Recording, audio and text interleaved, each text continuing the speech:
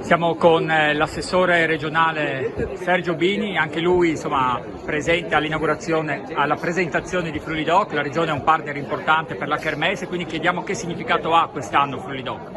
Beh, è un evento comunque importante il Friuli Doc, al pari di Gusti di Frontiera, al pari di Pordenone Belleggia, al pari della Barcolana, quindi questi grandi eventi che in questi anni hanno fatto conoscere il Friuli Venezia Giulia anche oltre confine. Il significato di quest'anno è quanto mai importante e non tanto per il palinsesto che si è arricchito rispetto alle edizioni precedenti, quanto per il segnale di ripartenza concreto che noi diamo.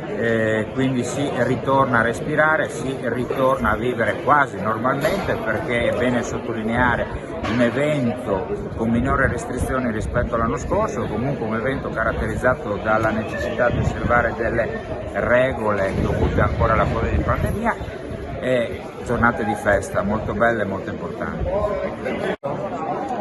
Siamo qui con il sindaco di Udine, Pietro Fontanini. Che significato ha Friuli Doc la città di Udine? La festa della città, ma soprattutto la festa del Friuli, perché qui mettiamo in esposizione le cose più belle di questa terra attraverso le Proloco, che sono la realtà e i testimonial fondamentali delle qualità dei nostri prodotti. È una grande manifestazione proprio a favore della nostra cucina, chiamiamola così, e anche della nostra identità friulana.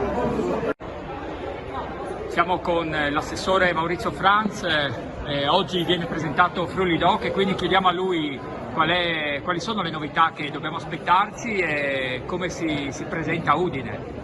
È una grande soddisfazione presentare oggi la 27esima edizione di Friuli Doc, che si caratterizzerà anche quest'anno per il nuovo format che vede una collaborazione fra Udine Sotto le Stelle e Friuli Doc, e quindi in un unico grande abbraccio che coinvolge l'intera città. E poi tornano quest'anno protagoniste del Proloco in Castello a Udine, come gli amici austriaci della Stiria in fondo via Aquileia, e poi naturalmente tutto quello che riguarda il tema dell'identità, perché quest'anno presenteremo anche i 798 anni del compleanno della città di Udine, e quindi riteniamo che la promozione del settore agroalimentare e dell'artigianato vada di pari passo con quella che è la promozione dell'identità culturale e storica della nostra città. E dal punto di vista della sicurezza come funzioneranno le cose?